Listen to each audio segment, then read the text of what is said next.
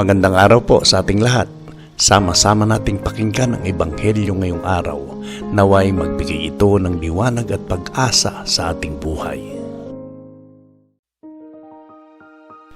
Ang mabuting balita ng Panginoon ayon kay San Marcos. Noong panahong yun, may dumating na mga Pariseo at nakipagtalo kay Jesus. Ibig nilang masilo siya, kaya hiningi nila na magpakita si Jesus ng isang tanda mula sa langit.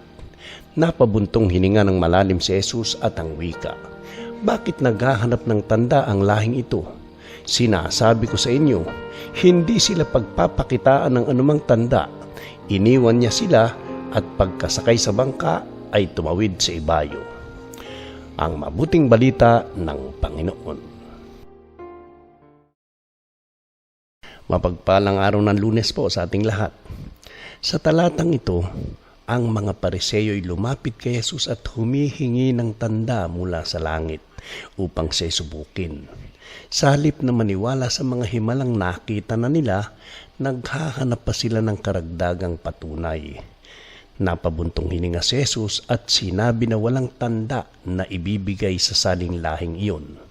At pagkatapos ay iniwan niya sila. Minsan, katulad din tayo ng mga Pariseyo. Kahit nakikita na natin ang kabutihan ng Diyos sa ating buhay, ang paggaling, ang probisyon, ang proteksyon, may mga pagkakataon pa rin na naghahanap tayo ng mas malinaw na tanda. Nais natin ng konkretong patunay bago tayo lubos na magtiwala. Ang pagbuntong hininga ni Jesus ay nagpapakita ng kanyang kalungkutan sa pusong matigas at mapagduda. Hindi dahil kulang ang kanyang kapangyarihan, kundi dahil kulang ang pananampalataya ng tao. Ang tunay na pananampalataya hindi nakabase sa patuloy na paghingi ng tanda, kundi sa pagtitiwala kahit hindi natin nakikita ang lahat. Inaanyayahan tayo ng talatang ito na suriin ang ating puso.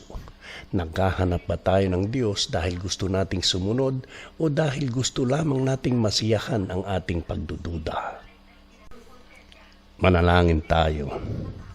Panginoong Jesus, patawarin mo ako sa mga pagkakataong ako'y nagduda at patuloy na humihingi ng tanda bago ako magtiwala sa iyo. Turuan mo akong manampalataya ng buong puso kahit hindi ko nakikita ang lahat ng sagot. Palambutin mo ang aking puso upang hindi ako maging matigas at mapagduda. Tulungan mo akong makita ang iyong mga gawa sa aking araw-araw na buhay at magpasalamat sa halip na magreklamo.